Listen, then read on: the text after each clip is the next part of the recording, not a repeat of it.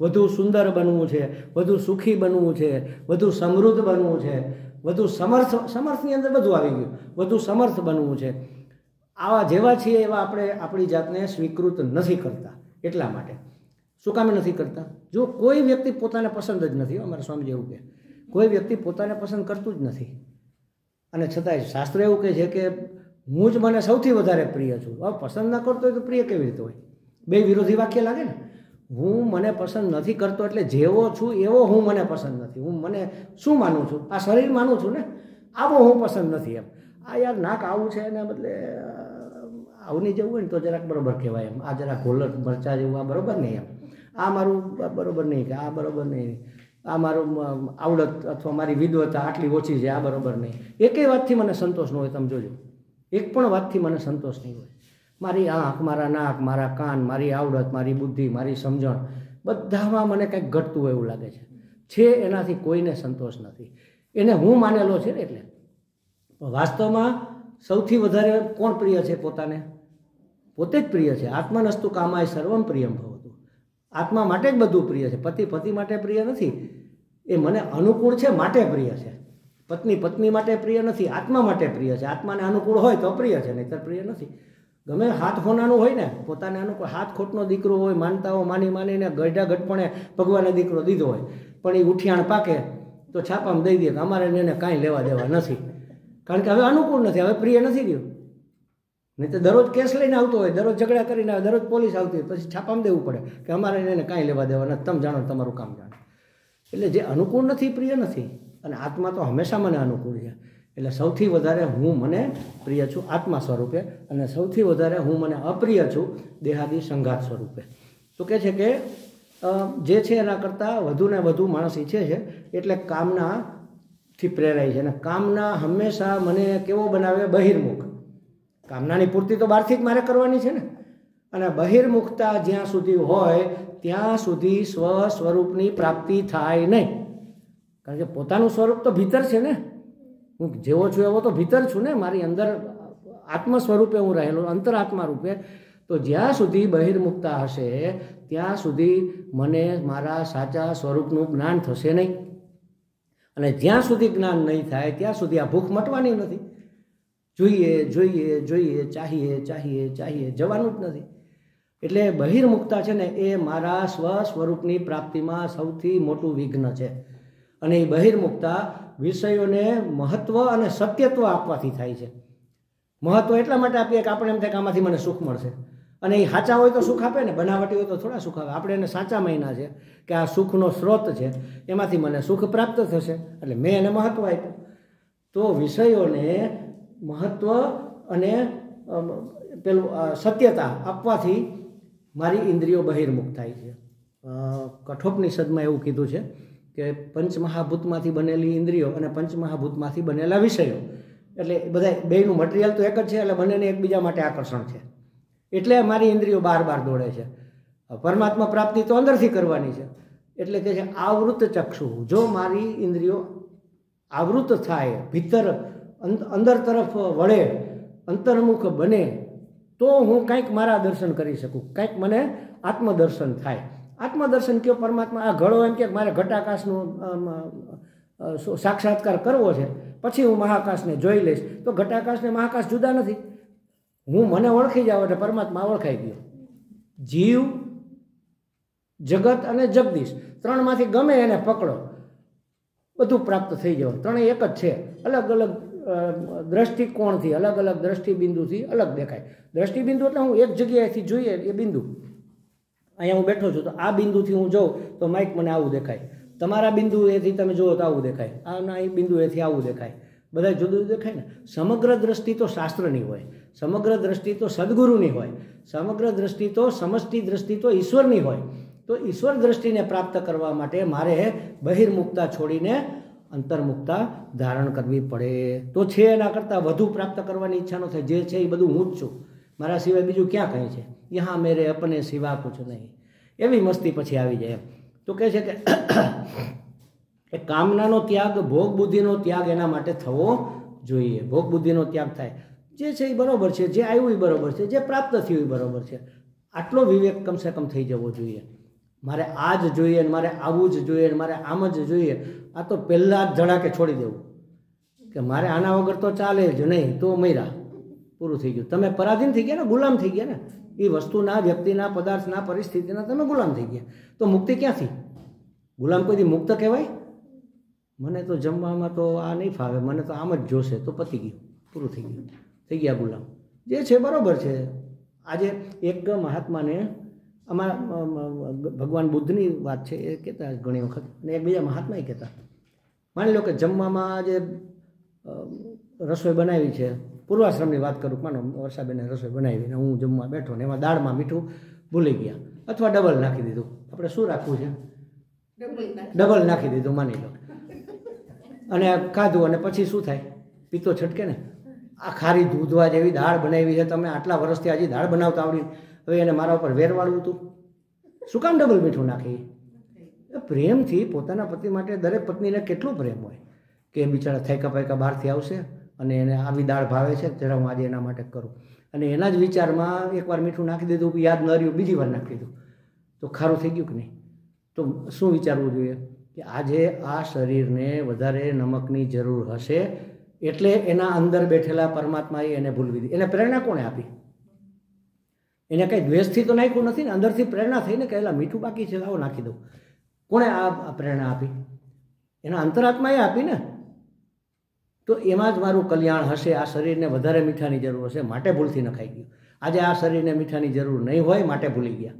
તો જે આવ્યું છે એ બરાબર છે, અને છતાંય આપણે તો વ્યવસ્થા રાખી છે બધી ઉપરથી નાખવાની, બધું કરતા જ હોઈએ છીએ, પણ એના કરતાં મૂળ વસ્તુ તમે નાખો કે ન નાખો, પણ અહીંથી જે છટકે છે ને એ ભૂલ છે. આવું તે કંઈ કરે, આમ તે કંઈ હોય, જે આટલું આમ થઈ ગયું તેમ થઈ ગયું, આવું બધું અમે કરતા હો. તમને એમ લાગે આ મહાત્મા તો બહુ મહાન છે, આવું મહાન પહેલાં કાંઈ હતું નહીં. એ તમે વર્ષાબેનને પૂછો તો ખબર, મહાદેવનું કેવા છે એ પોઠિયાને ખબર હોય. અને હોળે હરાવીને આવ્યા છે યાર, ત્યારે સમજાણું, ઠોકર વાગીને ત્યારે સમજાણું કરે આપણે તો કેવા ભયંકર જીવન જીવતા હતા, અને આપણે તો દુઃખી થતા, બીજા કેટલા લોકોને આપણે હિસાબે કેટલા બધા કષ્ટ થતા હશે. જરાય સંવેદનશીલતા નહોતી, માત્ર સ્વાર્થ જ જોવાતો તો હું અને મારો, બસ. દરેક માણસની આ સ્થિતિ હોય છે, મારી એક નવી નવાઈની વાત નથી, બધાનું આમ જ હોય છે. પણ જ્યારે સમજણ આવે ને તો ઈશ્વરની કૃપા ગણવી. આ સમજણ આપણને થઈ છે, પ્રાપ્ત થઈ છે, તો એને અનુસરવાનો પ્રયત્ન કરીશું. તો કે વિષયોની અંદરથી ભોગ બુદ્ધિ કેવી રીતે જાય? સ્વામી તમે કહો વિષયનું મહત્વ ન રહે અને એમાં ભોગ બુદ્ધિ ન રહેવી જોઈએ, તો એનો રસ્તો તો બતાવો. એમ આપણા શાસ્ત્રોએ કીધું, દોષ દર્શન કરવાથી ભોગ બુદ્ધિ જાય. ઇવન જીવનમાં પણ દોષ જ છે ને. વિષયોનો ભોગ હું નથી કરતો, આવું પેલા ભર્તુહરિ કહી ગયા. વિષયોને હું ભોગવતો નથી, વિષયો મને ભોગવી દે છે. તમે આ વાક્ય વાંચ્યું છે, દારૂડિયો દારૂ નથી પીતો, દારૂડિયાને પી જાય છે. એવી રીતે દરેક વિષય મને, મારી ઇન્દ્રિયોને ક્ષીણ કરે છે ને. કોઈ પણ વિષયનો તમે અતિશય ભોગ, જરૂરિયાત છે એટલું તમે લો, બરાબર છે, ભૂખ છે એટલું ખાઓ, જરૂર છે ત્યાં જુઓ, પણ આજકાલ પેલા મોબાઈલમાં ખૂબ ઉપયોગો થાય છે, એના હિસાબે આંખો ખતમ થઈ ગઈ. નાના નાના બાળકોની આંખો ખતમ થવા માંડી. સૌથી પહેલી તકલીફ ક્યાં થાય? જો નેચરલી આપણી આંખ પટપટ થતી હોય, જ્યારે જરૂર હોય ત્યારે આમ થતી, મોબાઈલ જોતા હોય ત્યારે પટપટ થાય. અડધી કલાક જુઓ તો અડધી કલાક આમ નામ જ હોય, આમ નામ જ હોય. તો આને જે લુબ્રિકેશન મળવું જોઈએ એ મળે? જો ત્યાંથી જ શરૂઆત થઈ જાય ખરાબ થવાની. એ સિવાય એના જે રેઝ નીકળે એ તમારી કીકીને એને અંદર બધા જ્ઞાન તંતુઓને બધાને ખૂબ નુકસાન. અતિ સર્વત્ર વર્જે.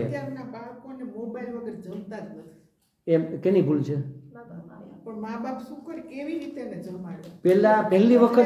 પહેલી વખત આપ્યું હશે ત્યારે એને ખબર પડી ને. પૂછો, અમારા છોકરાઓને 10મા ધોરણમાં આવી, 10મા કોલેજમાં આવ્યો ત્યાં સુધી એને મોબાઈલ નહોતો, અને ભણવા બેઠો 7 વર્ષનો થયો ત્યાં સુધી એને બિસ્કિટ કે ચોકલેટ ચાખી નહોતી. એ માની નબળાઈ છે ને. અમારા સ્વામી એવું કહેતા કે હું તમને આ સમજાવું છું, તમને નથી સમજાતું તો એ મારો દોષ છે, તમારો દોષ નથી. બાળક નથી જમતું એ માની ભૂલ છે. જો કામ ગમતું મળે તો બરાબર છે, અણગમતું મળે ને તો એને ગમતું કરવું જોઈએ. કેવી રીતે ખવડાવવું એ શોધી કાઢવું જોઈએ. માની અંદર એવી એવું ધીરજ નથી ને એવી આવડત નથી, તો કે એટલે મોબાઈલ જોવા મળે ને. હમણાં આજે જ મેં આમાં જોયું, એક માં અહીંયા માથે મોબાઈલ બાંધી મળે છોકરાને ખવડાવે છે, એટલે એની સામે જોયા રાખે ને ઓલો ખાતા રાખે, અહીંયા બાંધેલો છે. બોલો,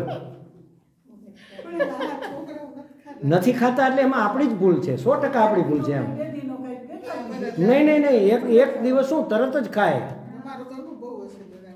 એની તો વાત જ જાવી. એને જે રીતે છોકરાને મોટા કર્યા છે ને ભાગ્યે જ કોઈ કરી શકે. અત્યારના એના દીકરા હોય, તમે જુઓ કેવા સંસ્કાર છે, એમ અદ્ભુત છે. એવું તો ભાગ્ય જ હોઈ શકે. એ બેન 3 વાગે ઉઠે છે ને એની આ કામવાળી સવારના 4:45 વાગે આવે છે. તમે વિચાર કરો, તમે 5 વાગે નીકળો તેની ઘરે કપડાં ધોવાતા હોય. એટલે આ બધી વસ્તુ આપણા ઉપર આધાર રાખે છે. આપણે જેવું ધારીએ એવું થઈ શકતું હોય છે. તો કહે છે કે એમાં સત્યત્વ અને મહત્વ બુદ્ધિ ત્યારે ન રહે જ્યારે વિષયોમાં મને દોષ દર્શન થાય. જો દોષ દર્શન થાય તો એ મહત્વ એનું નીકળી જાય. અને તો પછી શું કરવું? અંદર રહેલા રાગ દ્વેષને છોડવા. રાગ દ્વેષ જ પાપ છે. આગળનું ચરણ છે પાપૌઘ પરિધૂયતામ. પાપનો ઢગલો ધોઈ નાખો. ધોઈને ઘસીને સાફ કરી નાખો. એમ ધોઈ નાખો એટલે બિલકુલ કાઢી જ નાખો. આપણે કપડું ધોઈએ તો મેલ બધો નીકળી જ જાય ને. એમ વોશિંગ મશીનમાં હાથથી ઘસીને બ્રશ મારીને કાઢ્યું હોય તો ડાઘે ન રહેવા દે. પાપનો સમૂહ ધોઈ નાખો. ઓઘ એટલે સમૂહ, પાપનો સમૂહ. ઈશ્વરાર્પણ બુદ્ધિથી કર્તવ્ય કર્મો કરતાં કરતાં ભોગ બુદ્ધિ જેમ જેમ ઓછી થતી જાય તેમ પાપ ધોવાતા જાય. અને એ પાપ કર્મ છે ને એ સાધન માર્ગમાં અવરોધરૂપ હોય છે. પાપ એટલે રાગ દ્વેષ. આમ તો કે આંતરબાહ્ય સાત્વિક બને પુણ્ય કર્મથી. પુણ્ય કરી તો અંદર ને બહાર સાત્વિકતા વધે, અને પાપ કરીએ તો અંદર ને બહાર રજસ તમસ વધે. રજસ વધે તો રાગ થાય, તમસ વધે તો દ્વેષ થાય, અને સત્વ વધે તો સમતા જળવાય. એટલે સાત્વિકતાનું મહત્વ છે કે ભાઈ સાત્વિક ભોજન કરો, સાત્વિક જીવનશૈલી આપણી હોવી જોઈએ, પ્રમાદ ન હોવો જોઈએ, આળસ ન હોવો જોઈએ. એ બધી તમસના ગુણ છે. જરૂર પૂરતું કેટલા હોય આ બધા રજસ તમસ તો હોય જ, બધામાં હોય. પણ દાળમાં જેટલું મીઠું હોય ને એટલા 2 વખત નખાઈ ગયેલું નહીં, 1 વખત એટલા હોય. નહીંતર જો તમસ બિલકુલ જ ન હોય તો આપણે બેસી જ ન શકીએ, હવામાં ઉડતા હોય. તમસ હોય તો આ શરીર નીચે બેસે તો આપણને ઊંઘ આવે, નહીં તો ઊંઘ જ ન આવે. એટલા પૂરતી જરૂર છે. પણ જાગ્રત અવસ્થામાં તમસ આવી જાય તો એ દોષ છે. તો ત્યારે આપણે સત્વની સમૃદ્ધિ હોવી જોઈએ તો સમજણ આવે. આ બધું સમજાય ત્યારે જ્યારે સત્વની સમૃદ્ધિ હોય, સત્વ સમૃદ્ધ ટૂંકમાં ભરચક માત્રામાં હોય ત્યારે. તો કહે છે કે પાપ કર્મ એ નહીતર આ પાપ કર્મ એટલે રાગ શું કહે પેલા રજસ તમસની વૃદ્ધિ, એ રાગ અને દ્વેષ જન્માવે. દરેક વસ્તુ આ જગતની જે કાંઈ વસ્તુ છે ને એનું કોઈ ને કોઈ પ્રયોજન છે સૃષ્ટિમાં. નકામી કોઈ વસ્તુ છે જ નહીં. એક વાક્ય મેં સરસ વાંચેલું, જે છે એના ઉપર ઈશ્વરની કૃપા છે, જેના ઉપર ઈશ્વરની કૃપા નથી તે નથી. તમે વિચાર કરો, હવે આપણા ઉપર કૃપા હશે કે નહીં હોય? આપણે છીએ ને, તો એનો અર્થ એવો કે ઈશ્વરની કૃપા છે. જે છે કોઈ પણ વ્યક્તિ, વસ્તુ, પદાર્થ, પરિસ્થિતિ જે છે એના ઉપર ઈશ્વરની કૃપા છે અને માટે છે. જેના પર એની કૃપા નથી એ નથી. કારણ કે એને કૃપા સિવાય બીજું કંઈ કરતાં આવડતું નથી. જો કૃપા નથી તો એ વસ્તુ જ ન હોય. તેનો અર્થ એવો સૃષ્ટિની તમામ વસ્તુની કંઈક ને કંઈક ઉપયોગિતા છે. હવે જો દરેકની કંઈક ને કંઈક ઉપયોગિતા એટલે કે મહત્વ હોય તો એનાથી દ્વેષ કરવાની શું જરૂર રહી? શું કામ આપણે દ્વેષ કરીએ? આ નકામો છે, આ તો હોવો જ ન જોઈએ. આપણે આવું ઘણી વખત ગણતા હોઈએ ને, શું કામ ના હોવો જોઈએ ભાઈ? આ મારો દ્વેષ છે એમ.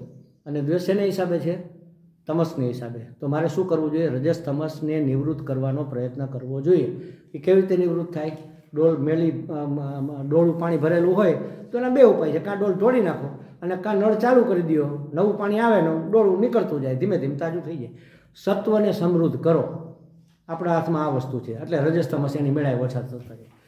આહાર વિહારસ્ય ગીતાજીમાં ભગવાને કહે. ગીતાજી એવો અદ્ભુત ગ્રંથ છે કે નહીં તો બધું આવી જાય. આપણો આહાર સુધરે, ખોરાક એ સાત્વિક હોય. વિહાર એટલે વ્યવહાર, આપણો વ્યવહાર સુધરે, આપણું હરફર મળવા મેળવવાનું સંબંધો એ બધું વ્યવહારમાં આવી જાય. એ જો સાત્વિક થાય તો સત્વની સમૃદ્ધિ થાય, અને એ વધે તો ઓલાનું જોર ઘટે. ત્રણેય એમાં એવું છે. આટલો મોટો ડબ્બો હોય ને, નાના હતા ને ત્યારે બા એવું કાંઈ વસ્તુ ભરવાની હોય ને તો અમને પછી નાખતા જઈએ કે દબાવ જરા, દબાવતો જા. આપણે આમ દબાવીએ, પછી બરોબર દબાઈ જાય ને પછી દબાવ તો વાંથી ઊંચું થાય કે નહીં? ત્યારે સમજી લેવું કે હવે વધારે દબાય એમ નથી. અહીંયા દબાવીએ ને માથી ઊંચું થઈ જતું હોય તો હવે દબાય એમ નથી. ખ્યાલ આવ્યો? એટલે જેમ તમે સત્વ દબાવતા જશો ને એમ રજસ તમસ છલકાતા જશે, નીકળતા જશે. રજસ તમસ કાઢવાનો બીજો કોઈ ઉપાય નથી. વધારાના હશે એ નીકળી જાય, જરૂર પૂરતા રહેશે. એટલે આહાર વિહારસ્ય, આહાર અને વ્યવહારમાં મારે સત્વને સામેલ કરવો જોઈએ. સત્વ સુધી મારી જળવાઈ છે કે નહીં એ વસ્તુને મારે ધ્યાનમાં લેવી જોઈએ. એટલે આવી સંકુચિત દ્રષ્ટિ છોડી દેવી જોઈએ કે ભાઈ આ તો કામનું છે, કાકો નકામું છે. એ વ્યક્તિગત સંકુચિત દ્રષ્ટિથી મને અનુકૂળતા અને પ્રતિકૂળતા લાગે કે આ અનુકૂળ છે ને આ અનુકૂળ નથી. પણ સમષ્ટિ દ્રષ્ટિ હોય તો સમષ્ટિમાં તો બધી વસ્તુ ઉપયોગી છે. તો આ નકામું છે, આ ન જોઈએ એ વસ્તુ જ નીકળી જાય રાખી. તો અનુકૂળતા પ્રતિકૂળતા રહે નહીં. અનુકૂળ હોય એના માટે રાગ, પ્રતિકૂળ હોય એના માટે દ્વેષ. રાગ દ્વેષ કાઢવો હોય તો શું કાઢવું પડે? અનુકૂળતા ને પ્રતિકૂળતા. અનુકૂળતા ને પ્રતિકૂળતા કાઢવી હોય તો શું કાઢવું પડે? વ્યષ્ટિ દ્રષ્ટિ. વ્યષ્ટિ દ્રષ્ટિ કાઢવી હોય તો શું કરવું પડે? સમષ્ટિ દ્રષ્ટિનું નો સ્વીકાર કરવો પડે. સમષ્ટિ દ્રષ્ટિથી વિચારવું એટલે કે બધી જ વસ્તુ જગતમાં કોઈક ને કંઈક તો ઉપયોગી છે. ભલે મને પ્રિય નથી, બીજાને કોઈને પ્રિય તો છે, તો જ હોય, નહીંતર હોય નહીં. એના ઉપર ઈશ્વરનો અનુગ્રહ છે માટે તે છે. હવે મારો ભગવાન જેના ઉપર અનુગ્રહ કરે એનો હું દ્વેષ કરું? આટલી વિચારસરણી એક સાથે ચાલવી જોઈએ, ત્યારે આ રાગ દ્વેષ નીકળે. એક શબ્દ સાંભળીને એમાંથી આખી લિંક જોડાવી જોઈએ. આ વિચાર કરવાની સિસ્ટમ છે. આ શાસ્ત્રનો વિચાર કરવો હોય તો એક શબ્દ આવે ને એની પાછળ આટલું બધું જોડાયેલું હોય કે રાગ દ્વેષનો નિકાલ કરો એટલે શું કરવાનું? અનુકૂળતા પ્રતિકૂળતા છોડવાની. અનુકૂળતા પ્રતિકૂળતા છોડવી હોય તો શું કરવાનું? સમષ્ટિ દ્રષ્ટિ રાખવાની. સમષ્ટિ દ્રષ્ટિ કેમ આવે? તો જે છે એના ઉપર ઈશ્વરની કૃપા છે, એનું કોઈને કોઈ પ્રયોજન છે માટે છે. ભલે મને નથી પણ બીજાને તો છે, ભલે રહ્યું. તો મારા એના પ્રત્યેની અનુકૂળતા અને પ્રતિકૂળતાનો ભાવ નીકળી જાય, નિવૃત્ત થઈ જાય. તો એ પ્રતિકૂળતા દ્વેષ ઉત્પન્ન કરતી હોય છે. એ કેવી રીતે આ જનરલી થયા હોય? આ આમ તો પાપ કર્મનું જ ફળ છે. પાપ કર્મ એટલે વિસંવાદિત કર્મ. વિસંવાદિત કર્મ એટલે નિયતિના નિયમના વિરુદ્ધનું કર્મ. આપણે પહેલા દિવસે જોયું હતું. નિયતિએ અમુક નિયમો નક્કી કર્યા છે, એ આપણને વેદમાં બતાવેલા છે વિધિ નિષેધ તરીકે. તો નિયતિના નિયમ પ્રમાણે કરીએ તો પુણ્ય થાય, નિયતિના નિયમથી વિરુદ્ધ કરીએ તો વિસંવાદી કર્મ થયું, એ પાપ પ્રગટ કરે. અને જેટલો મેલ, જેટલું અંધારું આપણા અંતઃકરણમાં આને હિસાબે થશે એમાંથી દ્વેષ ઉત્પન્ન થશે. અને એનો નિકાલ કરવો હોય તો આ સ્વીકાર કરવો પડે. તો કે એના ઉપાય શાસ્ત્રોક્ત રીતે આપણને બતાવવામાં આવ્યું કે કર્તવ્ય કર્મ ઈશ્વરની આરાધના રૂપ થવા જોઈએ. અને બીજું પાછું એનું કર્મ તો આપણે ઈશ્વરની આરાધના માટે કર્યું, પણ પછી પરિણામ જે પ્રાપ્ત થયું એનો સ્વીકાર ન થાય ને કે મેં આટલું કર્યું મને આટલું જ મળ્યું એમ, અને આને કેટલું બધું મળ્યું એમ. તો જે મળ્યું એ ઈશ્વરનો પ્રસાદ. એ પ્રસાદ સ્વરૂપે જો આપણે એને સ્વીકાર, ભગવાન પાસે આપણે ધરાવીએ ને, ગમે એ માનો કોઈ વસ્તુ સવારમાં આપણે થાળ ધરાવીએ એને શું કહેવાય? નૈવેદ્ય. પછી ભગવાન પાસેથી લઈ લઈએ ત્યારે શું થઈ જાય? એ પ્રસાદ થઈ જાય. હવે નૈવેદ્ય ધરાવ્યું ત્યારે આપણે કંઈ બધું ચાખીને તો મૂક્યું ન હોય ને, ચખાય તો નહીં.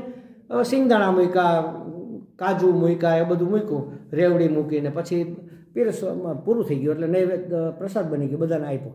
એમાં કડવો દાણો આવે તો આપણે થૂકી નાખીએ? નથી થૂકતા, કારણ કે પ્રસાદ છે એને અડધૂત ન કરાય ને, એ આપણે સ્વીકારી લઈએ. તો જે પરિણામ આવે એ પ્રસાદ રૂપે સ્વીકારવું. પણ આવો કડવો પ્રસાદ તો કેમ સ્વીકારાય? નથી સ્વીકારાતો ને. તો સમજવું કે ઈશ્વરે આપણા માટે જે કર્યું છે ને એમાં આપણું કલ્યાણ છે. મારા કર્મનું જે પરિણામ આવે એ પરિણામ મારા કલ્યાણ માટે છે. ઈશ્વરની આવી ઈચ્છા છે માટે છે, માટે મને પ્રાપ્ત થયું. કેમ આ કડવો દાણો મને જ આવ્યો, બીજા કોઈ ના આવ્યો? કેમ આ બધું મને જ થયું? એટલે એ વસ્તુ ખાસ ધ્યાનમાં લેવી, તો આપણે એમાંથી રાગદ્વેષને નિવૃત્ત કરી શકીએ અને પ્રસન્નતા આપણી જળવાઈ રહે. પ્રસાદ રૂપે સ્વીકારીએ તો પ્રસન્નતા જળવાય, અને એ પ્રસન્નતા જળવાય ને એને સમત્વનો ભાવ કહેવાય. જો મારી પ્રસન્નતામાં ભંગ ન પડે કોઈ વસ્તુથી, ભલે ગમે તે પરિણામ આવે પણ મારી પ્રસન્નતામાં ભંગ ન પડે, એને સમત્વ યોગ કહેવાય. સૌથી શ્રેષ્ઠ યોગ છે આ સમત્વ યોગ. સમતા જળવાઈ રહે, હરખ શોખની હેડકી ન આવે, પરિણામ ગમે તે આવે પણ મારી પ્રસન્નતા જળવાઈ રહે. કાલે મેં કીધું હતું કે ગમે તે થાય મારા આનંદમાં વિક્ષેપ ના થવો જોઈએ. તો સમજી લેવાનું તમે સમત્વમાં છો. તો એવું સમત્વ, એવા વિવેકનો ઉદય થાય ત્યારે હવે શું કરવું? તો આગલા ચરણમાં કહે છે ભવ સુખે દોષોનું સંધિયતા. ભવ એટલે વારંવાર બનવું, બન્યા રાખવું, એનું નામ ભવ. આપણે કંઈક ને કંઈક બનવું જોઈએ છે ને. મારે ધનવાન બનવું છે ને, મારે સુખી બનવું છે ને, મારે સુંદર બનવું છે ને, મારે સમૃદ્ધ બનવું છે, મારે પ્રખ્યાત બનવું છે, મારે વિદ્વાન બનવું. શું નથી બનવું? બધું બનવું જ છે. એ ભવમાં સુખ નથી, એમાં દુઃખ છે. જન્મ મૃત્યુ જરા વ્યાધિ દુઃખ દોષાનું દર્શન. જન્મમાં દુઃખ, મૃત્યુમાં દુઃખ, જરા ઘટપણમાં દુઃખ, રોગ આવે એમાં દુઃખ, એમાં દુઃખનું દર્શન તો કર, તો જન્મ લેવાનું મન ન થાય. અમારે એક ભાઈ હતા, હજી છે જ બહુ મોટી ઉંમરના. એટલે હું 60 વર્ષની મારી ઉંમર 10 વર્ષ પહેલાં, ત્યારે એ 80ની આસપાસ હતા સમજી લો. અત્યારે તો હવે છેક નહીં ખબર નથી.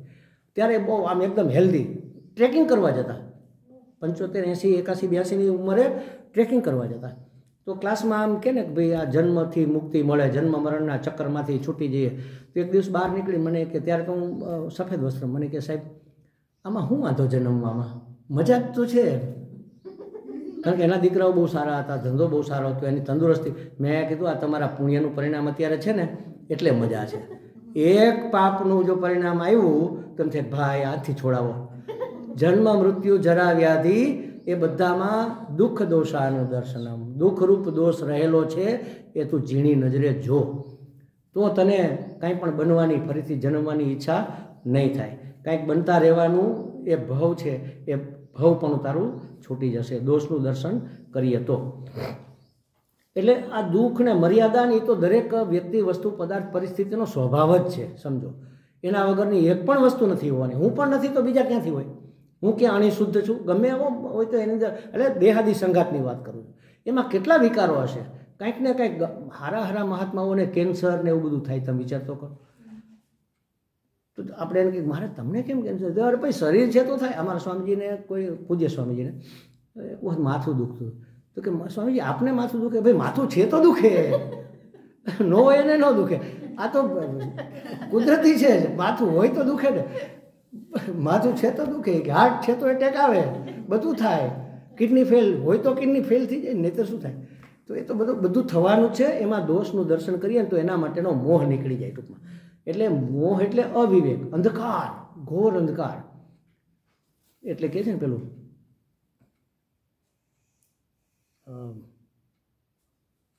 શબ્દો અત્યારે યાદ નહીં આવે, ચાલો પછી યાદ આવશે ત્યારે કહીશ. તો આ સંસારમાં વિષય ભોગમાં શાશ્વત સુખ નથી. એ બધું મર્યાદિત પોતે છે અને મને પણ મર્યાદિત બનાવે છે. એટલા માટે ભવ સુખે દોષોનું સંધિયતા, કાંઈક પણ બનવું છે એ વાત છોડી દેતું. ફરીથી જન્મવું પણ નથી અને કાંઈ પણ બનવું નથી. જે છીએ તે બરોબર જ છીએ. અને પેલા નહીં તો ભજગોવિંદમ લખવું ન પડે ને શંકરાચાર્યજીને. ઓલો ગઢપણમાં ટાટિયા ટીંગાય છે કબરની અંદર અને ગ્રામરના સૂત્રો રટણ કરે છે. શંકરાચાર્યજી કે કરે ભજ ગોવિંદમ ભજ ગોવિંદમ ભજ ગોવિંદમ મૂઢ મતે. એ મૂઢ, એ બેવકૂફ, તું ગોવિંદનું ભજન કર. આ બધું તને ઉપયોગમાં નહીં આવે, ગોવિંદનું ભજન કામ આવશે. તું ગોવિંદનું ભજન કરે. એટલે કહે છે કે આ કંઈ પણ બનવાની હવે બહુ અપેક્ષા જાજી રાખવી નહીં. ભાગે આવે એટલું ભલે આપણે ગ્રહણ કરી શકાય એટલું કરવું, પણ આમાં હું વિદ્વાન બની જાઉં એવી અપેક્ષા રાખવાની જરૂર નથી. આજે કેટલા વર્ષોથી મને સમજાય છે ત્યારથી હું ગીતાજી સાંભળતો, વાંચતો અને અધ્યયન કરતો આવું છું. અચાનક તમે મને કહો સ્વામીજી ગીતાજીના 5 શ્લોક બોલો, તો ભોજ્યો ભાઈ આપણને કાંઈ આવડે નહીં. બાકી તમે શરૂ કરો, પહેલો શબ્દ આવે એટલે આખો શ્લોક બોલી જાઓ. અધ્યાય શરૂ કરો, ભેગું ભેગું બોલી શકું. બાકી એક પણ શ્લોક મને મોઢે નથી. એક જ મોઢે છે, સર્વધર્માન પરિત્યજ્ય મામેકમ શરણં વ્રજ. એ અપનાવવા જેવો છે અને દર વખતે વારંવાર આડો આવતો હોય છે. એ એક યાદ છે મને, સર્વધર્માન પરિત્યજ્ય મામેકમ શરણં. હમણાં સંસ્કૃત ભારતીનો કાર્યક્રમ હતો રાજકોટમાં. એટલે 3 જણાને અમારે બોલવાનું હતું. એક અધ્યક્ષ હતા, એ સંસ્કૃત ભારતીના પેલા હતા ડીન, શું નહીં પણ શું કહેવાય એને, યુનિવર્સિટીના જે હેડ હોય એ હતા. એક હું હતો ને ત્યાંના સ્થાનિક જે પ્રમુખ હતા એ. તો કે ગીતાજી કર્મ ઉપર સ્વામીજી કંઈક બોલો એમ. તો પેલો કર્મનો શ્લોક છે ને, કર્મણીય વાધિકા, મને યાદ જ ન રહે, મારે લખીને જવો પડે. બોલો, કર્મણીય વાધિકા રસ્તે માં ફલેશુ કદાચન. અરે મહારાજ, કર્મ કરી અને ફળની આશા ન રાખી એવું કેવી રીતે બને? અને એમાં મારો અધિકાર નહીં, કર્મ કરવાનો અધિકાર છે. તો જે કર્મ કરે એને ફળ તો મળવું જ જોઈએ ને, અને મળે જ છે. તો તમે કેમ કહો છો ફળની ઈચ્છા ન રાખ? ક્યાં કેવી રીતે કેવું કેટલું કર્મ કરવું એમાં તારો અધિકાર છે. ક્યાં કેવું કેટલું કેવી રીતે ફળ આવશે એ નક્કી કરવામાં તારો અધિકાર નથી. આ રીતે એને સમજવાનું. પણ હવે આ શ્લોક મને યાદ ન રહે તો પછી હું લખીને ગયો અને મેં પેલા ઉપર રાખ્યો ને પછી એમાં જોઈને હું બોલ્યો. એટલે એનો અર્થ એવો નથી હું વિદ્વાન હોવો જ જોઈએ, જરૂરી નથી. કંઠસ્થ હોય એ બધું હૃદયસ્થ હોય એવું જરૂરી નથી. મારી એક સિસ્ટમ જ જુદી. હું વાંચું, ભણું, બસ પછી મૂકી દઉં, અંદર ઉતરી જાય. જ્યારે જરૂર પડે ત્યારે એની મેળાએ બહાર નીકળે જ છે ને. જુઓ અત્યારે એની મેળાએ નીકળે. તમે પચાવેલું હોવું જોઈએ, દિલથી અને મનથી એનું અધ્યયન કરેલું હોવું જોઈએ. પછી ગોખવાની જરૂર નથી. પણ નાની ઉંમર ના હોય એણે કરવું જોઈએ એમ. કારણ કે કંઠસ્થ હશે તો ધીમે ધીમે ટપકી ટપકી નીચે હૃદયસ્થ થશે. તો આ ભવ સુખની અંદર પણ દોષને આપણે જોવા જોઈએ. એ દોષો સ્પષ્ટ થાય તો અનિત્ય માટે વૈરાગ્ય જન્મે અને નિત્ય માટે મને અનુરાગ જન્મે. રાગ નહીં હો, જોજો. વૈરાગ્ય એટલે માત્ર ત્યાગની વાત નથી, છોડી દેવાની વાત નથી. સંસાર માટે વૈરાગ્ય અને પરમાત્મા માટે અનુરાગ, ત્યારે વૈરાગ્ય પૂરતો થયો કહેવાય. સંસારનો રાગ છૂટે અને પરમાત્માનો અનુરાગ થાય એને પૂરો વૈરાગ્ય કહેવાય. ખાલી સંસારનો મોહ છૂટી ગયો, પરમાત્મા માટે મને કાંઈ નથી, તો એ વૈરાગ્ય નથી. તો એ તો શીર્ષાસન કરીને ઊંધે માથે આપણે એ નહીં જ રહ્યા, કાંઈ ફેરફાર થયો નહીં ટૂંકમાં. એટલે આવો વૈરાગ્ય જન્મે ત્યારે શું કરવું? તો કહે છે આત્મેચ્છા વ્યવસીયતામ. આત્માની ઈચ્છાને વ્યવસીયતા એટલે દ્રઢ નિશ્ચય. આત્મા પ્રાપ્ત કરવાનો, આત્માને જાણવાનો દ્રઢ નિશ્ચય કર. જો આજે આપણે 4 પગથિયા ચડી ગયા. હવે દરરોજ આવી ઝડપ રાખવી પડશે, નહીતર આપણે અગાસી ઉપર નહીં પહોંચી શકીએ. બરાબર, આના વિશે આપણે કાલે ચર્ચા કરીશું. ઓમ પૂર્ણમદ પૂર્ણમિદમ પૂર્ણાત પૂર્ણમુદચ્યતે પૂર્ણસ્ય પૂર્ણમાદાય પૂર્ણમેવાવશિષ્યતે. ઓમ શાંતિ શાંતિ શાંતિ. હરિ ઓમ. શ્રી ગુરુભ્યો નમઃ. હરિ ઓમ.